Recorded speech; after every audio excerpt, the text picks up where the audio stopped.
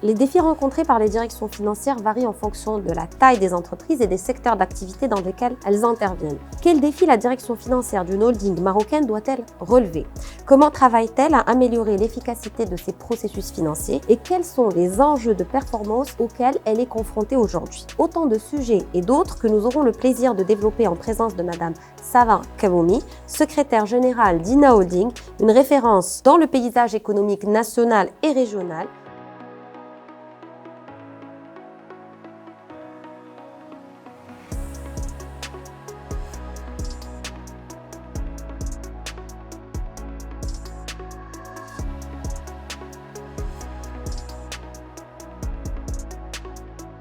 Bonjour Madame Kaboumi, merci de nous consacrer du temps et de bien vouloir répondre à nos questions, d'échanger un peu sur les résultats et de partager avec nous vos réflexions par rapport à vos insights, par rapport à vos réflexions et à votre regard sur la fonction du directeur financier aujourd'hui telle qu'elle est vue par la direction générale. Au fil des années, les organisations financières au Maroc ont évolué vers des structures beaucoup plus optimisées, beaucoup plus efficaces, entraînant effectivement des changements significatifs dans leur organisation et allant jusqu'à les placer dans un rôle de copilote de la direction générale. Quelle perspective avez-vous sur le rôle que la direction financière doit jouer, et en particulier au sein d'une structure telle que la vôtre? Bonjour, merci Kenza, merci de nous accueillir.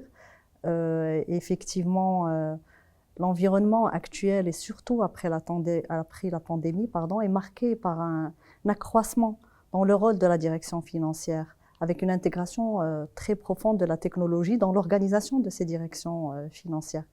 La fonction en soi n'a pas vraiment évolué, n'a pas beaucoup changé, surtout la partie comptable, mais on retrouve ces derniers temps un élargissement des prérogatives de la direction financière grâce à la montée en compétences vers des travaux qui requièrent une certaine expertise et une expertise de haut niveau. Je citerai à titre d'exemple, dans le cas de notre groupe, les travaux de consolidation groupe, les reportings financiers, toute la gestion des risques qui a à une époque échappé à la direction financière. Donc cet élargissement, il a permis à la direction financière, comme tu l'as bien dit, d'accéder aux domaines managériaux, mais avec une meilleure maîtrise des opérations et de la performance économique. Il y a aussi le travail qui est accompli en parallèle avec la direction audit, la direction contrôle de gestion, qui dans notre cas, dans le cas de notre groupe, sont séparés. Cela a permis une meilleure intégration des différentes parties prenantes et surtout une analyse complémentaire. Ça, c'est le premier point. Le deuxième axe qui est aussi le plus important, c'est la montée en puissance de la technologie et qui, à mon sens, a permis à la direction financière d'en profiter pleinement. Notre groupe opère dans plusieurs secteurs et plusieurs métiers, avec plusieurs paramètres à prendre en considération. Et le rôle de la direction financière, tu le sais très bien, Kenza, c'est d'avoir toujours une image réelle, fidèle et homogène des opérations.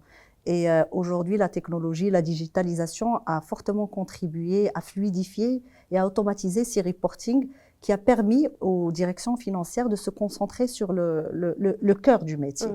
J'ajouterai aussi un autre exemple, l'essor de la communication des données sous format électronique vers les parties externes, comme les partenaires bancaires, les impôts. Et toute cette sophistication a permis aujourd'hui d'instaurer des pratiques de gestion orientées sur la performance et centrées sur la performance avec des périodicités assez intéressantes. Aujourd'hui, on parle d'hebdomadaire et de même d'instantané dans certains cas.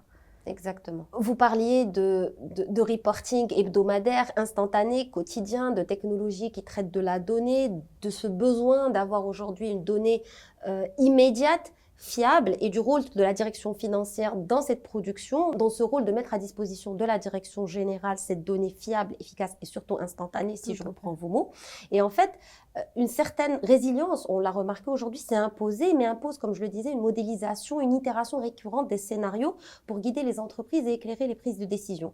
Comment peut-on assurer l'évolution des modèles de costing et de pilotage de la performance dans un environnement organisationnel, comme vous l'avez dit, tel que le vôtre, qui va s'intéresser à plusieurs secteurs d'activité, BTP, hôtellerie, distribution, eau, et différentes contraintes de marché, tant par la nature d'activité que par la géographie. Et quelles sont vos attentes en tant que direction générale vis-à-vis de la direction financière? Effectivement, nous sommes dans un monde en constante évolution. Et on a une concurrence, elle s'intensifie et elle est là. Donc pour nous, sincèrement, le mot d'ordre est l'innovation. Mais l'innovation en matière de pilotage aussi, et l'innovation en matière de management. Le pilotage de la performance, il doit absolument réconcilier entre deux paramètres assez importants. La sphère économique dans laquelle on opère, on n'est pas seul, il y a de la concurrence, il y a un marché, il est là, et la sphère opérationnelle de l'entreprise.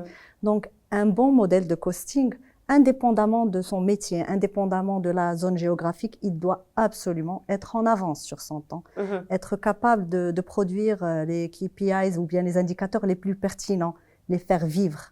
Être dynamique. Exactement. Et assurer un niveau, et ça c'est très important, assurer un niveau de granularité assez détaillé qui permet de s'adapter aux changements économiques qu'on voit ces derniers temps, aux évolutions réglementaires et aux critères extra-financiers. Ce dernier point est très très important car là vous couvrez un aspect qui est non négligeable et qui permet de piloter la performance mais d'une manière différente. Car là, vous touchez à la durabilité du business, à sa pérennité. Très bien. Donc, un reporting qui permet certes de lire le passé, de lire le présent, mais aussi de prédire l'avenir. De se projeter, effectivement. Très bien. Donc, les entreprises se transforment profondément et adoptent des outils technologiques capables de les aider, comme on l'a dit, à concilier agilité et performance et avoir cette fameuse vision 360. Et cela suppose effectivement faire monter en compétences, vous en aviez parlé, les équipes finances étant le levier numéro 1 sur lequel tablent les DAF en 2024 selon notre étude. Est-ce que vous partagez ce constat? Et comment y arriver et casser le stéréotype de la tech au DSI? Absolument, on l'avait évoqué tout à l'heure, effectivement, la montée en puissance de la technologie a permis de répondre favorablement et de faciliter un peu le travail des directeurs financiers.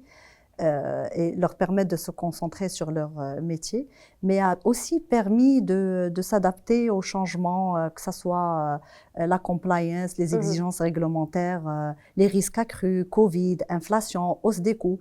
Et l'avènement du digital et de l'intelligence artificielle a permis de faciliter ce travail. Nous avons été confrontés dans le groupe à automatiser les reportings de remontée des filiales depuis la holding. Donc, nous gérons plus de 30 filiales dans différents secteurs et secteurs d'activité et métiers, avec plus de 2000 KPIs à remonter, à surveiller, à analyser et à gérer en temps T. Ce travail, on devait de se trouver une application. Malheureusement, de par la diversification dont nous disposons, il n'y avait pas une application qui gérait et qui couvrait ce périmètre. Donc, notre choix s'est vite fait pour un développement spécifique pour répondre aux besoins de nos opérations. Ce travail-là a été piloté par les financiers. Pourquoi? Car ils maîtrisent les besoins des opérations et ils ont une meilleure approche du business. Maintenant, le rôle du DSI est aussi critique, il ne faut pas se leurrer, parce que toute nouvelle technologie, elle a besoin d'une maîtrise d'abord et d'une gouvernance adéquate.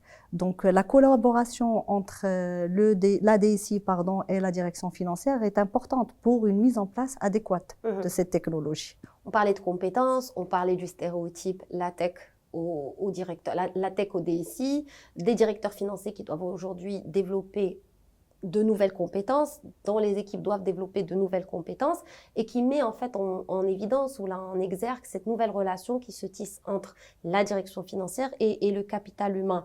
Et donc cette collaboration n'a cessé de se renforcer au fil des années. On a assisté à une série d'évolutions dans les liens qui unissent les entreprises à leurs talents.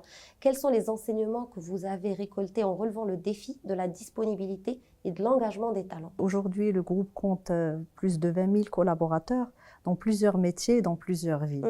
Et notre devise, pour ne rien te cacher, Kenza, a toujours été la même depuis la création de ce groupe. Et qui est très très simple, c'est qu'il ne faut jamais oublier que les collaborateurs sont au cœur de la réussite de ce groupe. Et je pense de toute autre entreprise. Tout à fait. Donc, partant de ce principe-là, leur bien-être et leur perspective de carrière sont pour nous des facteurs déterminants pour créer cet engagement et attachement. Donc, 3 points majeurs qu'il faut retenir. Il faut donner des perspectives à long terme. Le deuxième point dont tu as parlé, effectivement, c'est identifier les hauts potentiels. Ça paraît simple, mais c'est loin d'être le cas. Exact. Identifier ces hauts potentiels et suivre leur plan de carrière. Nous avons initié dans le groupe un programme qui est intitulé CAP RH 2026, qui permet d'identifier ces hauts potentiels, de suivre leur carrière, car ils sont un peu au niveau de toutes les filiales, de suivre leur programme de formation, de les faire monter en compétences, que ce soit la partie soft skills ou même la partie technique. Et tout cela permet de créer un sentiment d'appartenance et de motivation. Et le troisième point qui est aussi important, c'est créer un environnement favorable et maintenir cet environnement favorable, ce qui permet d'inciter les collaborateurs surtout à s'identifier à la culture et à épouser la culture de l'entreprise. Donc une écoute active, un accompagnement tout au long de leur carrière avec de la communication sur leur plan de carrière. Communication totalement transparente. Exactement. Et une culture extrêmement forte. Tout à fait. Effectivement, les ciments, on peut dire que c'est le ciment d'une bonne relation entre un employé et un employeur. Absolument. C'est ce qui va faire que l'employé va accompagner l'entreprise dans tous ses défis. Absolument.